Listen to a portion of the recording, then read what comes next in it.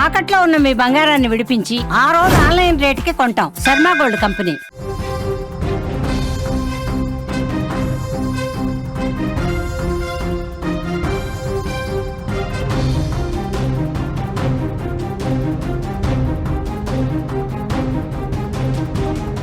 దేశ రాజధానిలో దారుణ ఘటన చోటు చేసుకుంది.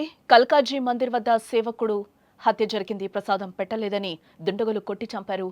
ఆ దాడి దృశ్యాలు కూడా భయపెడుతున్నాయి అందరినీ. మృతుడు యోగేంద్ర సింగ్ కూడా గుర్తించడం జరిగింది.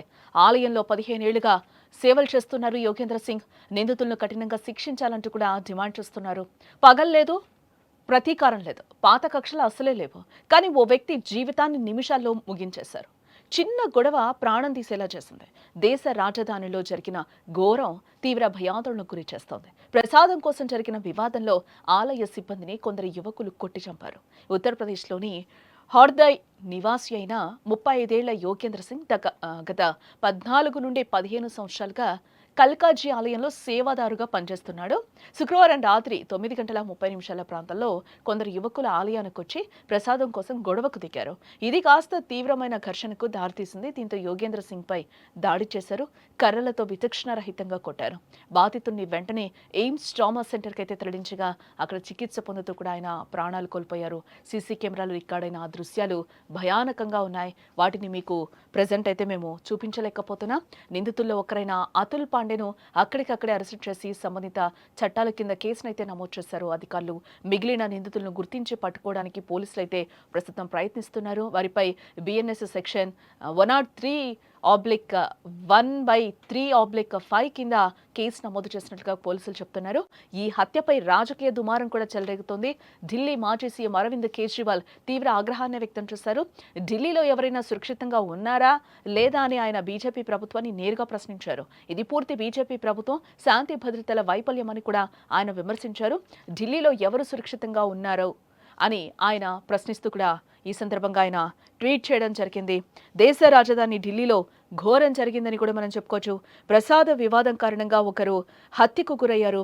కొందరు వ్యక్తులు ఆలయ సేవకుడిని అత్యంత దారుణంగా కర్రలతో కొట్టి చంపారు. ఇందుకు సంబంధించిన దృశ్యాలు కూడా సీసీటీవీలో రికార్డ్ అయ్యాయి. ప్రస్తుతం ఆ వీడియో మొత్తం కూడా వైరల్గా మారిందని చెప్పొచ్చు నెట్టింట. ప్రముఖ కల్కాజీ ఆలయానికి కొందరు వ్యక్తులు దర్శనానికి వచ్చారు.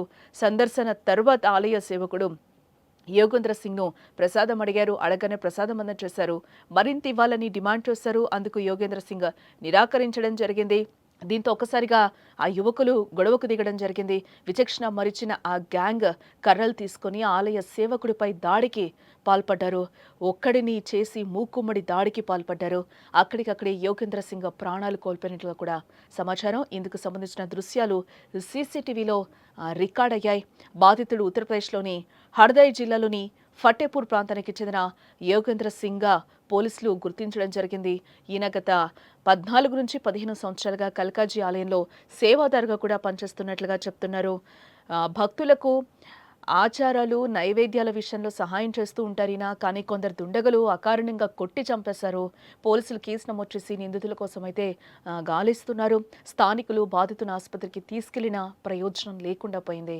అప్పటికే మరణించినట్లుగా కూడా వైద్యులు చెప్తున్నారు. తగిన బిఎన్ఎస్లోని సంబంధిత సెక్షన్ల కింద కూడా పోలీసులు ఇప్పటికే కేసులైతే నమోదు చేయడం జరిగింది.